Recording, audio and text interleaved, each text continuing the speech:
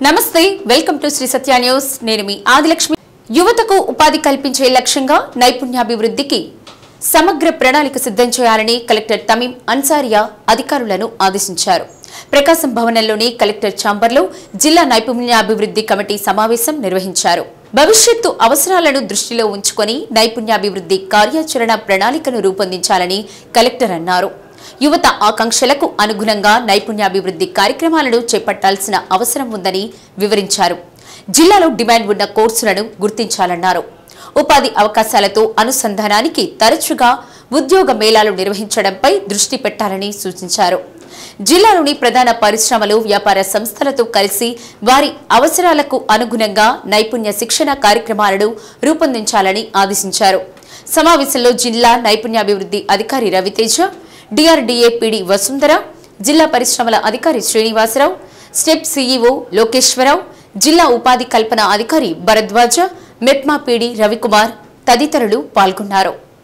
తరువాత దానికి తగిన ఏంటి what is their requirements, educational qualifications ఏముండాలి, ప్లస్ రిక్వైర్డ్ స్కిల్స్ స్పెసిఫిక్ గా అంటే రాసి అంటే జనరల్ గా కాదు, ఎటువంటి స్కిల్స్ ఉన్నవారు వారికి కావాలి సింపుల్ అది లిస్ట్ తీసుకోండి అందరితో. అంటే ఎంతమంది కావాలి ఇండస్ట్రీస్ వైజ్ మన ప్రకాశంలో ఉన్నది, తర్వాత బయట నుంచి ఇక్కడ వచ్చి రిజిస్టర్ చేస్తున్న వారు ఉన్నారు కదా, మీ జాబ్ మేళాస్కి వస్తున్న వారితో లిస్ట్ తీసుకోండి. వారికి కావాల్సిన పీపుల్ ఎంతమంది వేకెన్సీ ఉంటున్నారు, ఎటువంటి qualifications and skills required. Qualification ఒకటి, తర్వాత స్పెసిఫిక్ స్కిల్స్ ఉంటుంది కదా, కమ్యూనికేషన్ స్కిల్స్ మాత్రమే. కొంతమంది జస్ట్ ఎంఎస్ ఆఫీస్ లో బాగా చేస్తున్న వారే అడుగుతారు, సింపుల్. అర్థమైందా? అది లిస్ట్ తీసుకుని టాబ్లెట్ చేసి పెట్టుకోండి. That is one thing. Second, అందరు డిపార్ట్మెంట్స్ నుంచి, ఇది ఇండస్ట్రీ ఓరియంటెడ్ డిపార్ట్మెంట్స్ నుంచి మెయిన్ గా సెల్ఫ్ ఎంప్లాయ్మెంట్ కే కావాల్సింది ఉంటుంది. సో ప్రతి డిపార్ట్మెంట్స్ మెయిన్లీ పీడీడీఆర్డీఏ నుంచి, అగ్రికల్చర్ నుంచి, అందరి డిపార్ట్మెంట్ నుంచి వారికి ఫర్ ఎగ్జాంపుల్ ఇప్పుడు స్కూల్ కాలేజెస్ లో కూడా ఏదైనా ఒక స్పెసిఫిక్ రిక్వైర్మెంట్స్ ఉందా స్కిల్స్ లో వారికి.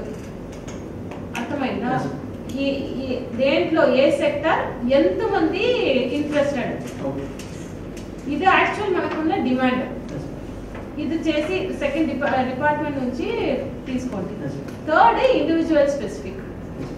ఇండివిజువల్ అన్ని కోర్సు మనకు ఉందా లేదా, లేనిదైతే you need to get permission కదా కొత్తగా పెట్టడానికి. అది ఏమేమి ఉంది, all the first you start with industries, వారు అడుగుతున్న స్కిల్స్ అన్ని స్కిల్స్ కూడా మీరు మీ ట్రైనింగ్ లో కవర్ అవుతుందా లేదా ఫస్ట్ చూడాలి. Second, if you are covering, if you are having all the skills training in your training program, దాంట్లో వారికి డిమాండ్ కి తగ్గినట్టు మీకు సీట్స్ ఉందా.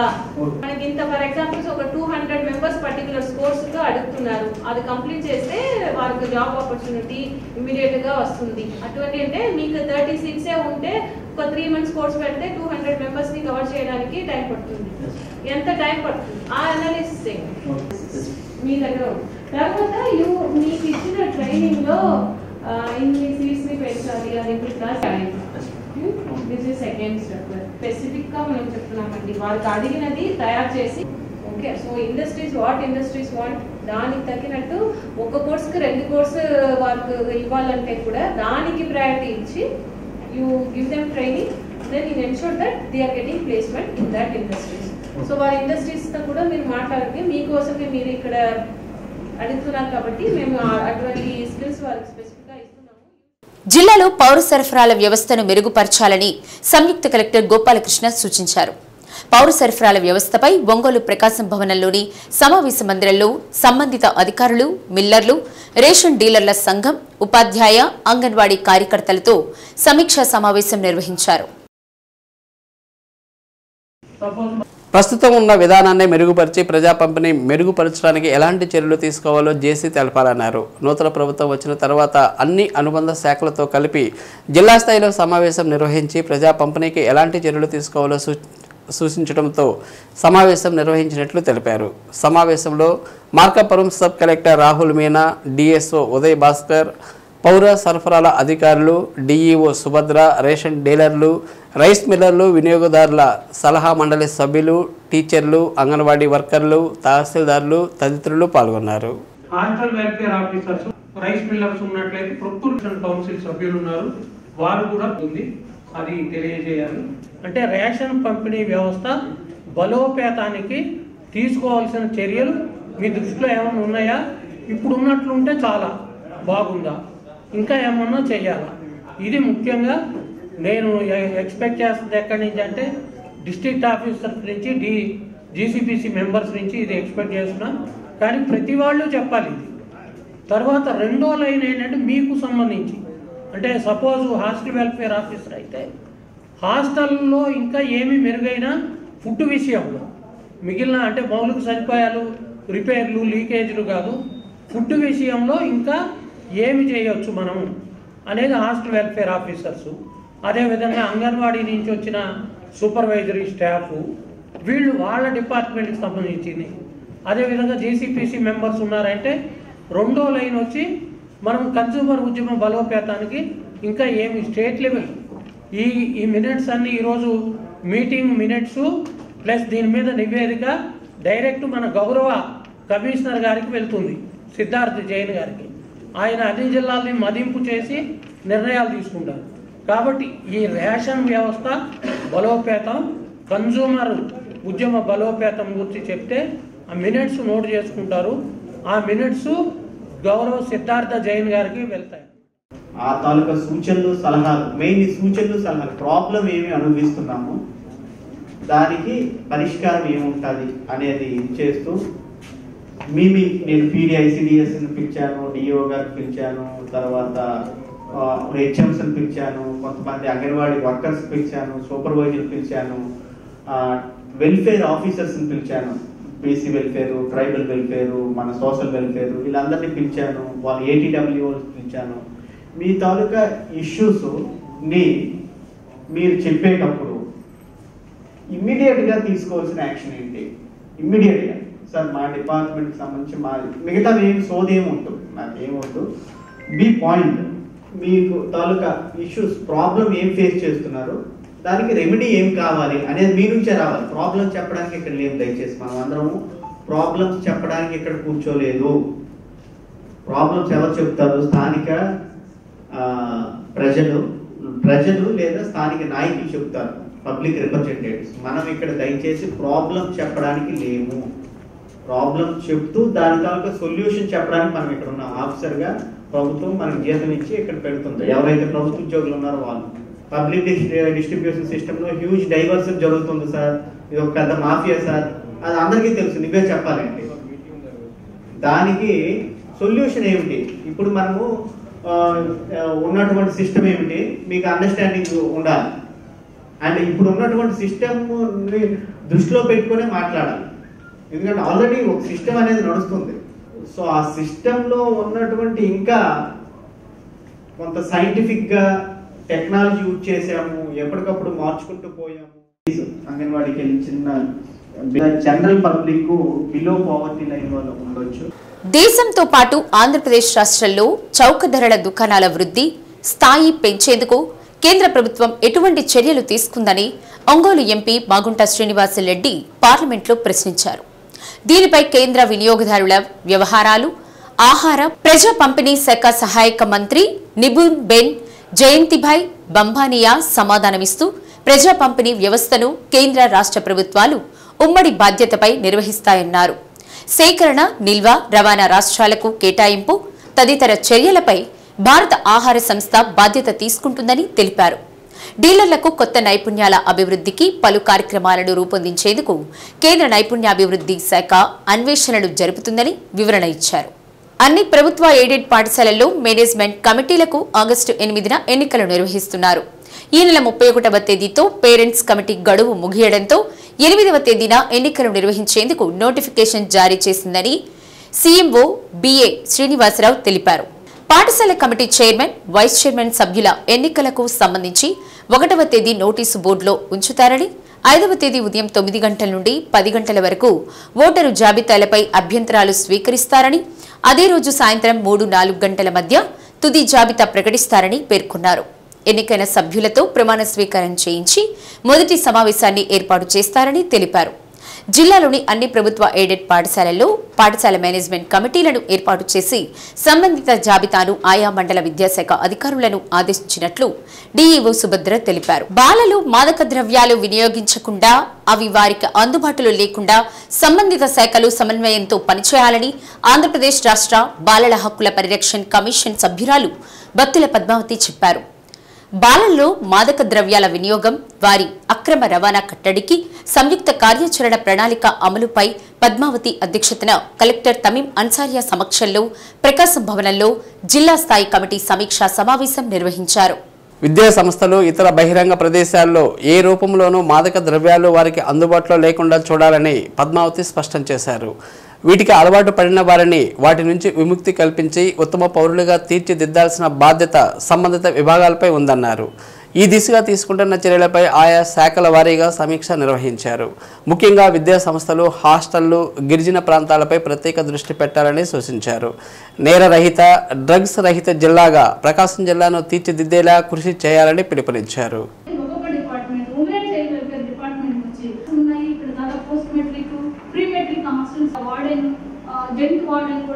తీసుకున్నారు డిపార్ట్మెంట్స్ ఎవ్రీ 3 months ఒకసారి రివ్యూ మీటింగ్ కండక్ట్ చేయడము, అట్లానే ఎంతమంది మనం ఐడెంటిఫై చేసాము, ఐడెంటిఫై చేసినటువంటి వాళ్ళకి ప్రాపర్ కౌన్సిలింగ్ ఎన్ని ఇచ్చాము, అలాగే కాలేజెస్ లో ఎంతమందిని ట్రేస్ అవుట్ చేశారు, recording to the intermediate board నుంచి కూడా వాళ్ళు ఎంతమందిని ఇంటర్మీడియట్ పిల్లలు దీంట్లో ఇన్వాల్వ్ అయి ఉన్నారు, ఈ డ్రగ్ అబ్యూస్ కానివ్వండి, narcotic drug, psychotropic substances act లో ఎంతమంది ఇన్వాల్వ్ అయి ఉన్నారు అనేటువంటిది కూడా డేటా అనేటువంటిది కలెక్ట్ చేయడం జరుగుతుంది ఎంటైర్ ఇండియా మొత్తం కూడా. అలానే మన ఆంధ్రప్రదేశ్ లో ఎస్పెషల్లీ 26 జిల్లాల్లో కూడా ఆల్రెడీ కమిషన్ మొత్తం కూడా రివ్యూ జరుగుతుంది. అలాగే సమావేశాలు కండక్ట్ చేయడము, అలాగే ఎంతమంది మనము ట్రేస్ అవుట్ చేసాము చిల్డ్రన్ ని, అసలు ఎంతమంది పిల్లల్ని డీఅడిక్షన్ సెంటర్ పంపించాము. బయట పిల్లలతో పాటు విద్యా సంస్థలలో ఉంటున్న వారు కూడా మాదక ద్రవ్యాలను వినియోగిస్తున్న సంఘటనలు చోటు చేసుకోవడం ఆందోళన కలిగిస్తుందని కలెక్టర్ అన్నారు. హాస్టళ్లలోనే పిల్లల ప్రవర్తనను వార్డెన్లు నిశ్చితంగా గమనిస్తుండాలని ఆదేశించారు. ఈ దిశగా పర్యవేక్షించాలని ఆయా శాఖల ఉన్నతాధికారులకు దిశానిర్దేశం చేశారు. హాస్పిటల్కు వచ్చిన బాలలకు డ్రగ్స్ వినియోగం ఉన్నట్లు గుర్తిస్తే వారికి సరైన కౌన్సిలింగ్ ఇవ్వడంతో పాటు బాధితుల వివరాలను సంబంధిత శాఖలకు తెలియజేయాలని జీజీహెచ్ వైద్యులను ఆదేశించారు. మాదక ద్రవ్యాల వలన కుటుంబాలు చిన్నాభిన్నం అవుతున్నాయని, చిన్న వయసులోనే బంగారు భవిష్యత్తును కోల్పోతున్నారని, భార్యాభర్తలు విడిపోయి పిల్లలు అనాథలుగా మారుతున్నారని కలెక్టర్ ఆవేదన వ్యక్తం చేశారు. సమావేశంలో ఐసీడీఎస్ పీడీ మాధురి, బాలల సంక్షేమ కమిటీ సభ్యురాలు Neelima, DC PO Dinesh Kumar, ASP Sridhar Rao, వివిధ సంక్షేమ శాఖల అధికారులు, DM and HO Suresh Kumar, ఇతర అధికారులు పాల్గొన్నారు.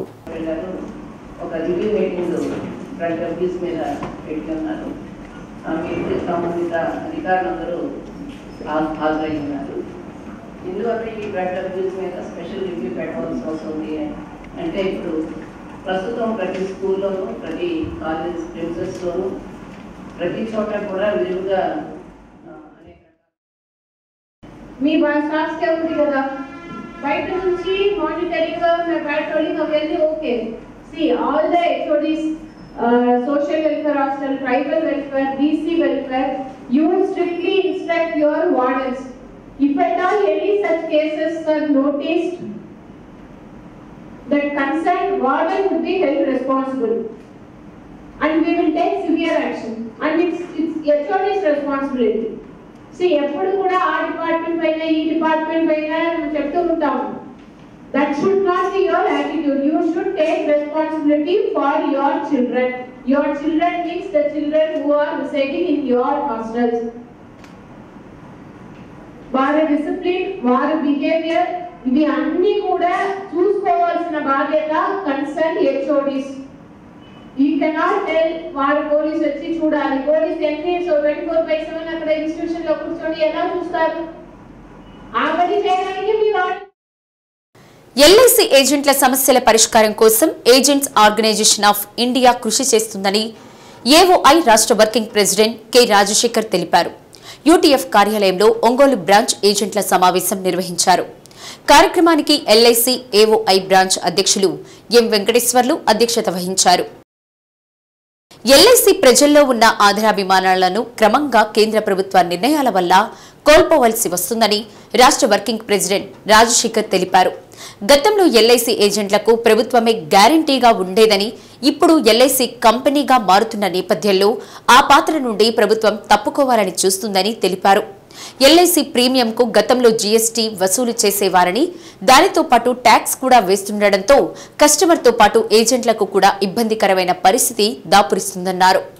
ఎల్ఐసి పాలసీని వృత్తిగా చేసుకునే ఏజెంట్లకు ప్రమాదకరంగా ప్రభుత్వం నిర్ణయాలు మారాయని తెలిపారు. ట్యాక్సులు రద్దు చేసే వరకు ఎల్ఐసి ఏఓఐ ఉద్యమం చేపడుతుందని, ఈ ఉద్యమంలో ఏజెంట్లు కలిసి రావాలన్నారు. ఎల్ఐసి ఏఓఐ వ్యవస్థాపక ప్రధాన కార్యదర్శి కె బాలచంద్రం, బ్రాంచ్ నాయకులు T Nageswararao, K Venkateswarlu, R Srinivasarao, B Ramanaiah, K Prasad, Tirupati Naidu తదితరులు పాల్గొన్నారు. తర్వాత 25% పాలసీలను ఆన్లైన్ ద్వారా అమ్మాలి. అంటే ఇప్పుడు మన డివిజన్కి 10,000 పాలసీలు అమ్మాలన్నారు అనుకోండి. ఎగ్జాంపుల్ 1,00,000 పాలసీలు అనుకోండి. 1,00,000 పాలసీల్లో 25% ఎంత వచ్చింది? 25,000 పాలసీలు దేని ద్వారా అమ్మాలి? ఆనంద యాప్ ద్వారానే అమ్మాలి, ఆన్లైన్ ద్వారానే అమ్మాలి. ఇందాక చెప్పానే యోనో యాప్లో పాలసీ తీసుకున్నట్టు, అదే వీటి డిపాజిట్ తీసుకున్నట్టుగా మనకు ఒక యాప్ ఒకటి రాబోతుంది. సో దాన్నే డైవ్ యాప్ అంటాడు. అది ఏజెన్సీకి ప్రస్తుతానికి డిఓకి ఇస్తారంట, తర్వాత ఏజెన్సీకి ఇస్తారంట. అది కస్టమర్స్ కూడా త్వరలో ఇవ్వబోతారు. ఇచ్చినప్పుడు వాడు ఇష్టం వచ్చినట్టు ఇంటి దగ్గర కూర్చొని టైం ఉన్నప్పుడల్లా చేసుకోవచ్చు. అలానే 2024-25 నుండి ప్రతి కంపెనీకి ఒకే యాప్ ఉండాలి. టోటల్గా ఒక యాపే ఉండాలి. ఇప్పుడున్న యాప్లన్నీ రద్దు చేయాలి. అలానే గ్రూప్ పాలసీలు, టీమ్ అండ్ ఇన్సూరెన్స్, కార్పొరేట్ కంపెనీలు మాత్రమే అమ్మాలి. 2024 అక్టోబర్ 15 నుంచి ఈమెయిల్ లేకుండా పాలసీ అమ్మే అవకాశం లేదు. ఇదొకటి. ఇప్పుడు అక్కడక్కడ వింటున్నాం ఈమెయిల్ ఇచ్చారా ఇవ్వండి అనేసి, కానీ దాన్ని కూడా కంపల్సరీ చేయబోతాడు నెక్స్ట్ ఫైనాన్షియల్ ఇయర్ నుంచి లేదా అక్టోబర్ నుంచి. ఐడిఎఫ్సి బ్యాంక్ ద్వారా కూడా పాలసీలు అమ్మడం, అందులోనూ 25% ఆన్లైన్లో అమ్మడం. అలానే మరోవైపు నిర్మలా సీతారామన్ గారు ఏమంటున్నారు? ఎవరైనా ఎల్ఐసి పాలసీ కొంటే ఏజెంట్ ద్వారానే కొనండి అని స్టేట్మెంట్ ఇచ్చారు. ఈ మధ్య చూసారో లేదో విస్తృతంగా మేము కూడా ప్రచారం చేశాం. సెక్షన్ 19 డిసిప్లినరీ యాక్షన్పై కంపెనీల్లో అప్పీలకు అవకాశం లేదు, లీగల్గానే ఫైట్ చేయాలి. అంటే ఎవరి మీద డిసిప్లినరీ యాక్షన్ అంటే ఏంటంటే అతని మీద అభియోగం, అంటే ఒక తప్పు మోపబడితే, ఇప్పుడు సపోజ్ ఒక ఏజెంట్ డబ్బు తినేశాడు ఎగ్జాంపుల్, అదొక అభియోగమా కాదా, కానీ అది నిజమా కాదా అనేది మనం నిర్ణయించుకోవాలి. ఆషాఢ మాసం సందర్భంగా శ్రీ బ్రహ్మరాంబ సేవా సమితి ఆధ్వర్యంలో మహిళలు పెద్ద సంఖ్యలో పాల్గొని ఒంగోలు నుండి వల్లూరమ్మకు ఆషాఢ సారెను తీసుకువెళ్లి సమర్పించారు. పసుపు, కుంకుమ, గాజులు, చీర, రవికతో పాటు 108 రకాల పదార్థాలతో సారెను సమర్పించారు. అమ్మవారికి వల్లూరమ్మ దేవస్థానంలో మహిళలు సామూహిక లలిత సహస్రనామ పారాయణం చేశారు. ప్రతి సంవత్సరం అమ్మవారికి సారెను సమర్పించి అమ్మవారి ఆశీస్సులు పొందుతున్నట్లు నిర్వాహకులు తెలిపారు. వల్లూరమ్మ దేవస్థానం అర్చక స్వాములు మహిళలను ఆశీర్వదించి పసుపు, కుంకుమ ప్రసాదంగా సమర్పించారు.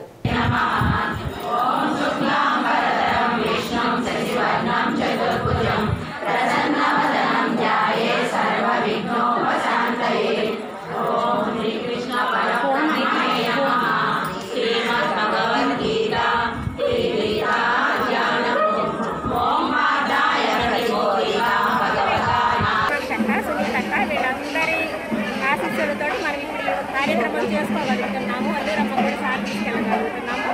వారందరికీ మనము కృతజ్ఞతలు చేసుకోవాలి. అమ్మవారికి కూడా వారిని మంచిగా ఉండాలి. మన సేవా సమితి చక్కగా అన్నింటిలో మనం పార్టిసిపేట్ చేయాలి. మనకి ఇంకా సేవలు రావాలి. ఆత్మతృప్తితో మనం ఏ సేవ చేసుకున్నా మన సేవా సమితికి మంచి పేరు తీసుకురావాలి.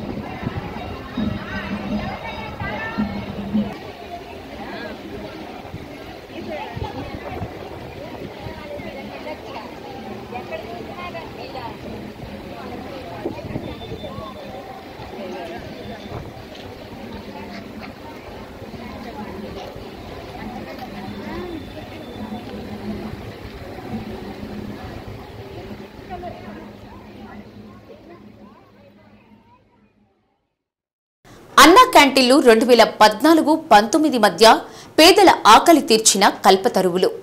5 రూపాయలకి నాణ్యమైన అల్పాహారం భోజనం అందించడంతో వివిధ పనుల నిమిత్తం పట్టణాలు నగరాలకు వచ్చే పేదలు నిరుద్యోగులు ఇక్కడే కడుపు నింపుకునేవారు. రోజువారీ కూలీలు ఇక్కడే భోజనాలు చేసేవారు. అన్నార్తుల సంగతి చెప్పనవసరం లేదు. అందరికీ అంతలా ఉపయోగపడిన అన్నా క్యాంటీన్లను గత వైకాపా ప్రభుత్వం నిర్దాక్షిణ్యంగా మూసేసింది. ఆయా భవనాల్లోని కొన్నింటిని ఇతర అవసరాలకు వినియోగించగా మరికొన్నింటిని రూపురేఖలే లేకుండా చేసింది. దీంతో బయట 100 రూపాయలకు పైగా వెచ్చించి భోజనం చేయలేక చాలా మంది పస్తులుండాల్సి వచ్చింది. తిరిగి అన్నా క్యాంటీన్లను ప్రభుత్వం ప్రారంభించే దిశలో చర్యలు చేపట్టింది. ఎన్డీఏ కూటమి ప్రభుత్వం అధికారంలోకి వచ్చినప్పటి నుండి ఒంగోలు నగరంలో నిత్యం అన్నదాన కార్యక్రమం నిర్వహిస్తున్నారు. దీనిపై ప్రత్యేకం. తాజాగా అధికారంలోకి వచ్చిన కూటమి ప్రభుత్వం గత 5 ఏళ్ల అవస్థలకు చెల్లుచీటి పాడుతూ మేనిఫెస్టోలో పేర్కొన్న మేరకు అన్నా క్యాంటీన్లను అందుబాటులోకి తీసుకొచ్చే ప్రయత్నం చేస్తుంది. దీంతో స్థానిక శాసనసభ్యులు దామచర్ల జనార్దన్ నేతృత్వంలో అన్నా క్యాంటీన్ల వద్ద రోజు మధ్యాహ్నం ఉచిత అన్నదానం చేపట్టారు. దీంతో పాటు డిప్యూటీ సీఎం పవన్ కళ్యాణ్ ఇచ్చిన పిలుపు మేరకు డొక్కా సీతమ్మ అన్నదాన కేంద్రాన్ని ఒంగోలులో నిర్వహిస్తున్నారు. నిత్య అన్నదానానికి దాతలు కూడా విరివిగా విరాళాలు అందజేస్తున్నారు.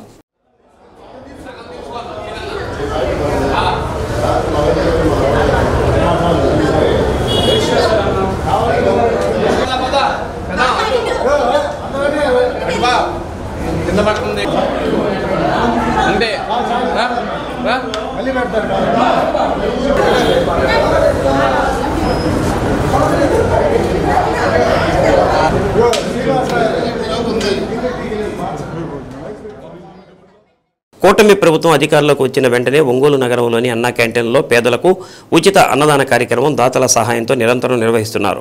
అన్నా క్యాంటీన్ వద్దకు భవన నిర్మాణ కార్మికులు, ఇతర కార్మికులు, ఎక్కువ శాతం ప్రజలు, పేదలు అక్కడకు వచ్చి ఉచిత అన్నదానంలో పాల్గొని వారి ఆకలిని తీర్చుకుంటున్నారు. గత 5 సంవత్సరాల కాలంలో పనుల కోసం మెట్టు వద్దకు వచ్చి పనులు దొరక్క అన్నం తినలేక మళ్లీ రాత్రి సమయానికి ఇంటికి వెళ్లి భోజనం చేసే పరిస్థితి ఏర్పడిందని, 5 సంవత్సరాలుగా చాలా ఇబ్బందులు పడ్డామని కార్మికులు వాపోయారు. మళ్లీ తెలుగుదేశం పార్టీ అధికారంలోకి వచ్చిన తర్వాత పొట్ట నిండా అన్నం పెడుతూ ఆకలి తీరుస్తున్నారని పలువురు కార్మికులు తమ అభిప్రాయాలు వ్యక్తం చేశారు. ఆగస్టు 15వ తేదీ నుండి అన్నా క్యాంటీన్లు ప్రారంభించి 5 రూపాయలకే ఉదయం టిఫిన్, మధ్యాహ్నం, రాత్రి భోజనం పెడతారని ప్రకటన రావడంతో కార్మికులకు ఆనందంగా ఉందని అన్నారు.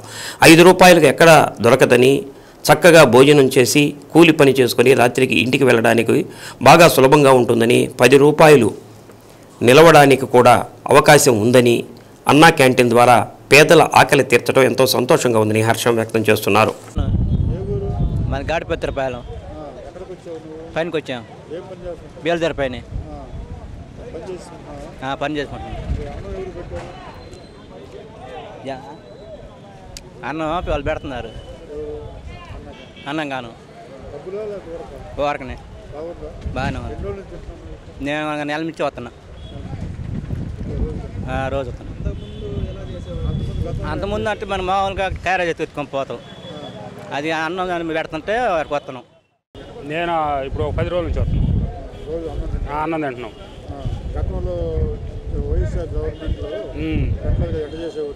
ఏం చేస్తాం, పస్తులు ఉన్నాం. ఆ బ్రిడ్జి కింద పండుకొని పస్తులు ఉండి ఏది పడితే తినే పండుకున్నాం. ఇప్పుడు బ్రహ్మాండంగా ఉంది, అసలు దిగులు లేదు. డైలీ ఖమ్మంగా వస్తున్నాం, తింటున్నాము, పని చేసుకున్నాం, ఇంటికి వెళ్తున్నాం. సంతోషంగా ఉంది. ఫ్రీగానే బాగానే ఉంది. బేల్దారి పని ఎక్కడే ఉన్నాం. 4 రోజులకు ఒకసారి వస్తాను. నేను ఒక 10 రోజుల్లో 3 సార్లు వచ్చా. మేము ఏ పనికి వెళ్ళినా కానీ ప్రశాంతంగా అన్నం తిని ఇంటికి వెళ్తుంటాం. మెట్టుకాడికి వస్తాం పొద్దున్న 7 మధ్యాహ్నం దాకా పని చేసుకొని ప్రశాంతంగా తిన్నంత అన్నం పెడుతున్నారు. మజ్జిగైనా కూరలైనా బాగున్నాయి. ఇంతకుముందు ఇట్లా లేదు. అంతకుముందు ఎక్కడ ఆకలి అయితే అక్కడ 100 రూపాయలు 50 రూపాయలు పెట్టుకోవడం, తినటం, చేయటం. ఇప్పుడు అట్లా కాదు, ఉచితం భోజనం ఫ్రీగా ఉంది, బాగుంది. మంచినీళ్ళు, భోజనం అయినా, సాంబార్ అయినా, పెరుగైనా తిన్నంత పెడుతున్నారు. వేస్ట్ చేయకుండా బరిగా తింటున్నాం. ఇబ్బంది లేదండి. 5 రూపాయలు అయినప్పుడు టీ తాగితే 10 రూపాయలు తీసుకుంటున్నారు సార్. ఇది ఉచితం భోజనం, 10 రూపాయలు పెట్టుకుంటాం, ప్రశాంతంగా తింటాం. గోదావరి జిల్లాలకు చెందిన డొక్కా సీతమ్మ బ్రిటిష్ కాలం నాడే పేదవారికి పిడికెల అన్నం పెట్టి ఆకలి తీర్చిన అన్నపూర్ణమ్మ సీతమ్మ. ఆమె పేరుతో ఒంగోలులో జనసేన పార్టీ సంస్కృతి విభాగం కన్వీనర్ జడా బాలనాగేంద్ర యాదవ్ ఆధ్వర్యంలో గత కొన్ని రోజుల నుంచి నిరంతరాయంగా అన్నదాన కార్యక్రమం నిర్వహించారు. నగరంలోని కొండయ్యబొంకు ప్రాంతంలో డొక్కా సీతమ్మ కేంద్రం వద్ద భోజనం పంపిణీతో పాటు నగరంలో వివిధ ప్రాంతాల్లో సంచార వాహనం ద్వారా అన్నార్తుల ఆకలి తీరుస్తున్నారు.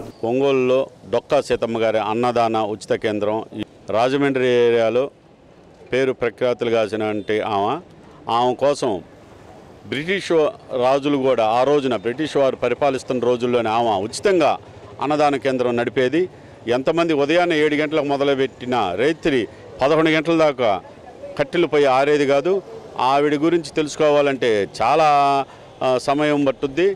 బ్రిటిష్ రాజు ఒకరోజు ఆయన ప్రమాణ స్వీకారానికి డొక్కా సీతమ్మ గారిని వచ్చిన తర్వాత ఎదురుగా నేను ప్రమాణ స్వీకారం చేయాలని నిర్ణయం చేశారు. బ్రిటిష్ రాజు గారు ఆమె రాలేకపోయినా సరే ఆమె చిత్రపటాన్ని తీసుకొని రండి, ఆ పటం కుర్చీలో పెట్టుకొని నేను ప్రమాణ స్వీకారం చేసుకుంటాను అని అంత గొప్ప వ్యక్తి.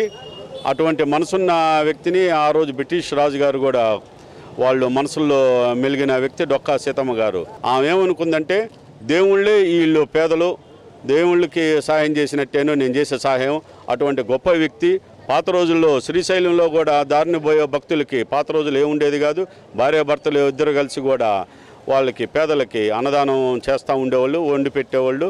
ఇవాళ అటువంటి మహాతల్లిని స్ఫూర్తి తీసుకున్నాడు మా పవన్ కళ్యాణ్ గారు. వారి మనసులో నుంచి వచ్చిన ఆదేశాలు నేను ఒంగోలులో ప్రారంభించాను. దానికి నేను మా జనసేన పార్టీ తరఫున పవన్ కళ్యాణ్ గారి పార్టీలో ఉండి నేను ఈ కార్యక్రమం చేస్తున్నందుకు చాలా గర్విస్తున్నాను. అనారోగ్యంతో బాధపడుతూ తాను పొదిలి నుంచి ఒంగోలుకు వచ్చానని, మధ్యాహ్నం భోజనం చేసే దానికోసం సాయిబాబా గుడి సెంటర్లో భోజనం పెడుతున్నారని తెలుసుకుని రాగా అక్కడ అన్నం లేదని, మరో ప్రాంతంలో డొక్కా సీతమ్మ పేరుతో అన్నదాన కార్యక్రమం జరుగుతుందని వచ్చి అన్నం తిని ఆకలి తీర్చుకున్నానని చాలా సంతోషంగా ఉందని తెలిపారు. ఆయాసం ఉండి హాస్పిటల్ వచ్చాను, రిమ్స్ హాస్పిటల్. ఇక్కడ సాయిబాబా గుడి కాడ భోజనం పెడుతున్నాక ఇక్కడ వచ్చాను. అలా అయిపోయింది, ఇక్కడికి పోయి పెడతానంటే ఇక్కడికి వచ్చాను, తినడం వచ్చాను. డొక్కా సీతమ్మ పేరుతో అన్నం పెడతాం ఏమనుకుంటున్నాను? మంచిది అనుకుంటున్నాను. చిన్న చిన్న పనులు చేసుకుని దూర ప్రాంతాలను సాగిస్తున్నామని, దినసరి కూలీ పని చేసుకుంటూ మధ్యాహ్న సమయంలో దాతలు పెట్టే పిడికెడు మెతుకులు తిని పొట్టపోసుకుని సాయంత్రం పని ముగించుకుని ఇంటికి చేరుతున్నామని, ఆకలి తీర్చడం ఎంతో గొప్పగా ఉందని మరో వ్యక్తి తెలిపారు. ఈ కొత్త పథకం తీసుకుని చాలా సంతోషంగా ఉందండి. ఈ పథకం ఇంతవరకు ఎవరు చేయలేదు. ఈ పథకం పెట్టిన కానించి భోజనం కానీ అన్నీ బాగానే ఉన్నాయి, ఏ లోటు లేకుండా అంతా బాగానే ఉంది. ఈ పథకం పవన్ కళ్యాణ్ తీసుకున్నందుకు మాకు చాలా సంతోషంగా ఉంది. ఇప్పుడు కాదు ఎప్పుడు కూడా ఇలాగే పెట్టాలని మేము పవన్ కళ్యాణ్ కోరుకుంటున్నామండి. బాగానే ఉన్నాయి, అన్నీ బాగానే. నేను మొదలుపెట్టిన కానీ చూస్తానే ఉండా. నేను మామూలుగా ఇదివరకు బయలుదేరి పని చేశాను, ఇప్పుడు చేయలేకపోతున్నా. 64 ఏళ్ళు కదా, చేయలేకపోతున్నా. ఏదో మొద్దుని అట్టాల కూర్చుకుంటే కొడుకు కాళ్ళు ఉంటే పెట్టినాడు, ఇష్టం ఉంటే పెడతారు, లేకపోతే. గ్రామాల్లోని పశు పోషకులకు లింగ నిర్ధారిత వీర్యం అందుబాటులో ఉంచినట్లు పశుసంవర్ధక శాఖ రాష్ట్ర ముఖ్య కార్యనిర్వహణాధికారి డాక్టర్ ఎం శ్రీనివాసరావు అన్నారు. అద్దంకి మండలంలో వెంపరాలలో ఉచిత గర్భకోశ వ్యాధుల చికిత్సా శిబిరం నిర్వహించారు. ఈ సందర్భంగా జరిగిన సభకు సర్పంచ్ ఎడ్లపల్లి వెంకాయమ్మ అధ్యక్షత వహించారు. పెయ్యదూడల పెంపకం వల్ల పశు సంతతి అధికమవుతుందని, పాల దిగుబడి మరింత పెరుగుతుందన్నారు. తద్వారా గ్రామీణ ప్రజల కుటుంబాలు అభివృద్ధిలోకి వస్తాయన్నారు. సాధారణ పద్ధతుల్లో 15% గేదెలు కట్టు నిలబడడం పరిశోధనల ద్వారా తెలిసిందన్నారు. ఈ నేపథ్యంలో పశు వైద్యాధికారి పర్యవేక్షణలో ఆయా గ్రామాల్లోని గేదెలకు లింగ నిర్ధారిత వీర్యంతో కట్టు చేయిస్తే 90% వరకు పెయ్యదూడలు పుడతాయని, కట్టు నిలబడినట్లయితే పశు పోషకుల నుండి వసూలు చేసిన రుసుం 500 రూపాయలు వెనక్కు చెల్లిస్తామన్నారు. కోడి దూడలు పుడితే 250 రూపాయలు తిరిగి పోషకుల ఖాతాకు జమ చేస్తామన్నారు. ఈ అవకాశాన్ని పోషకులు సద్వినియోగం చేసుకోవాలని సూచించారు. అనంతరం గడ్డి విత్తనాల సంచుల్ని పోషకులకు అందించారు. వైద్య శిబిరంలో 30 గర్భకోశ వ్యాధులు, 95 ఇతర ఆరోగ్య సమస్యలున్న పశువులకు సంచార పశు వైద్య సిబ్బంది చికిత్స అందించారు. కార్యక్రమంలో జిల్లా పశు వైద్యాధికారి ఎం హనుమంతరావు, ఆ శాఖ సహాయ సంచాలకులు doctor M Mohan Rao, CEO doctor Ravikumar, సంచాలకులు doctor M Ramesh Babu, వైద్యాధికారులు Eluri Ashok, B Venkatrao, ఏ క్రాంతి కిరణ్, ఎం సైదయ్య తదితరులు పాల్గొన్నారు. ప్రతి వారు ఒక లేడీని, ఒక ఆడొచ్చి జీవించాలంటే కుటుంబాన్ని పోషించుకోవాలంటే ఒక పశువుని తీసుకొని దాని ద్వారా పాలు వినియోగించుకొని తన కుటుంబాన్ని పోషించుకునే స్థితిలో ఈ గ్రామంలో ఉన్నదన్నమాట ఆడవాళ్ళందరూ. మరి ఆడవాళ్ళందరికీ చాలా హృదయపూర్వక వందనాలు. ఎందుకంటే మీకు దేవుడు మంచి అవకాశం 3 జంతువులని మరి వాటిని పోషించి వాటి ద్వారా మీరు జీవనోపాధిని కల్పించడానికి దేవుడికి ఇచ్చిన అవకాశం అన్నమాట. ఆఫీసర్ వారు చెప్పినట్లు మీరు కూడా మరి అవకాశాన్ని ఉపయోగించుకొని మరి పశువులకి ఎటువంటి వ్యాధులు వచ్చినా ఇక్కడ తప్పనిసరిగా మీకు అందుబాటులో ఉంటారు. ప్రతి ఒక్కళ్ళు ఆ పశువులకు వచ్చే సమస్యలు చూడమ్మా